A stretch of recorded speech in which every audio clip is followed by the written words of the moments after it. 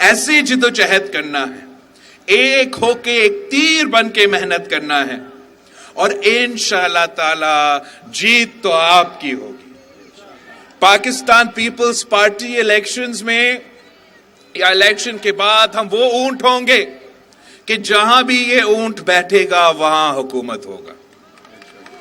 آپ نے بس، اور یہ نہ صرف وفاق میں مگر پختونخوا میں، پنجاب میں، بلوچستان میں جہاں بھی الیکشنز ہوں گے، ہر کوئی وہ پاکستان پیپلز پارٹی کی اونٹ کی طرف دیکھیں گے کہ یہ اونٹ کہاں بیٹھے گا، وہاں فیصلہ ہوگا۔ آپ نے بس میرے ہاتھ مضبوط کرنے ہیں۔ میں مانتا ہوں، کوئی انکار نہیں کر سکتا کہ غلطیاں انسانوں سے ہوتی ہیں، ماضی میں بہت غلطیاں ہوئے ہوں گے، لیکن اب آپ کے لیے ایک موقع اللہ تعالیٰ کی طرف سے ہے، ایک موقع ہے کہ اگر ہم ایک ہو کے جدوجہد کریں تو انشاءاللہ تعالی جیت تیر کی ہوگی، جیت پی پی کی ہوگی، جیت شہید محترمہ بے نظیر بھٹو اور قائد عوام کا ہوگا۔ کوئی ایک صاحب وزیر اعظم بنے گا تو کوئی دوسرا دھاندلی کا الزام لگائے گا، دھرنا شرنا کا سیاست کرتا رہے گا، اور اس کا نقصان پاکستان کے عوام کا ہوگا۔ تو میرا اپیل ہے، مطالبہ ہے اپنے بزرگوں سے، مختلف سیاسی جماعتوں سے جو 30 سال سیاست کر رہے ہیں، جو 70 سال سیاست کر رہے ہیں، کہ آپ اپنا تاریخ کو، اپنا جدوجہد کو ایک الیکشن کے لیے ضائع نہ کریں۔ آپ اپنے منشور پہ لڑیں، اپنے سیاسی سوچ پہ لڑیں، اور انتظامیہ کے زور پہ الیکشن نہ لڑیں۔ پاکستان پیپلز پارٹی کی کسی انتظامیہ کا مدد کی ضرورت نہیں ہے، اس لیے ہم عوام پہ بھروسہ کرتے ہیں، ہم پاکستان کے عوام پہ بھروسہ کرتے ہیں کہ جب پاکستان کے عوام اپنا ووٹ استعمال کریں گے تو پھر وہ ضرور پاکستان پیپلز پارٹی کے حق میں ووٹ دیں گے۔ اور کیوں نہ دے، وہ صرف ایک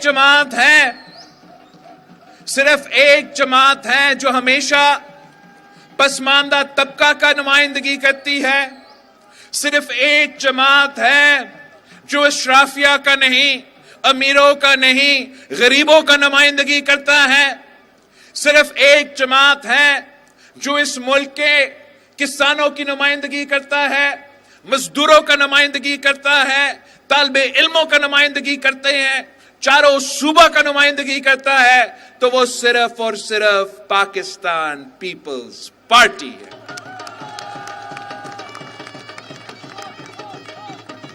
اگر کسانوں کو زمین کا مالک بنایا تو وہ پاکستان پیپلز پارٹی نے بنایا، اگر مزدور کو حق ملا تو وہ حق پاکستان پیپلز پارٹی نے دی۔ اگر آج تک اس ملک کے غریب ترین عورتوں کو بے نظیر انکم سپورٹ پروگرام کے تحت مالی مدد مل رہی ہے تو وہ صرف اور صرف پاکستان پیپلز پارٹی نے دی ہے۔ اور آج کے مسائل بھی کچھ ایسے ہیں، جس طریقے سے مہنگائی تیزی سے بڑھ رہی ہے، جس طریقے سے غربت اور بے روزگاری میں اضافہ ہوتا جا رہا ہے، تو عوام کو بھی یہ معلوم ہے کہ ان تمام مسائل کا حل اس جماعت کے پاس ہے جس کا نعرہ ہے کہ مانگ رہا ہے ہر انسان روٹی، کپڑا اور مکان۔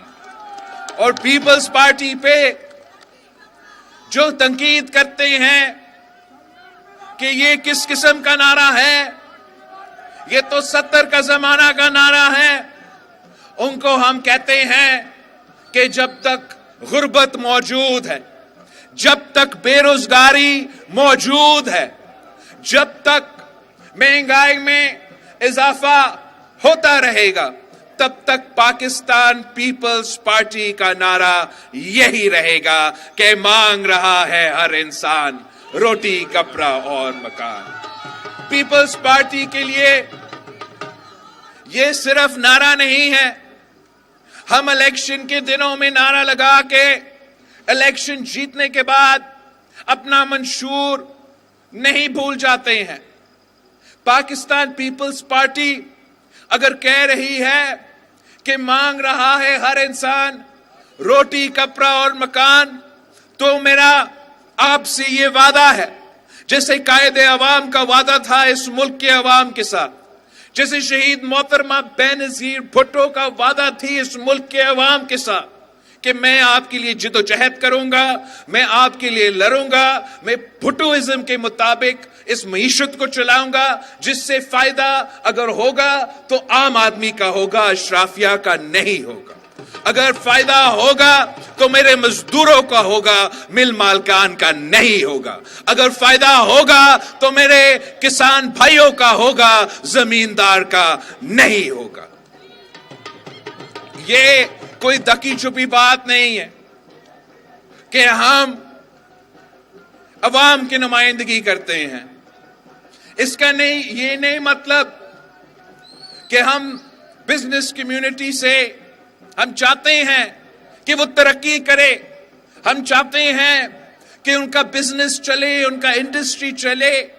یہی طریقہ ہے کہ ملک کا معیشت بھی چلے گا، مگر ساتھ ساتھ ہم ان سے مطالبہ کریں گے کہ آپ کو اپنا ترقی کو عوام کے ساتھ شیئر کرنا پڑے گا. آپ کو مزدوروں کو ان کو اپنا تنخواہ محنت کا صلہ کے مطابق آپ کو تنخواہ دلانا پڑے گا.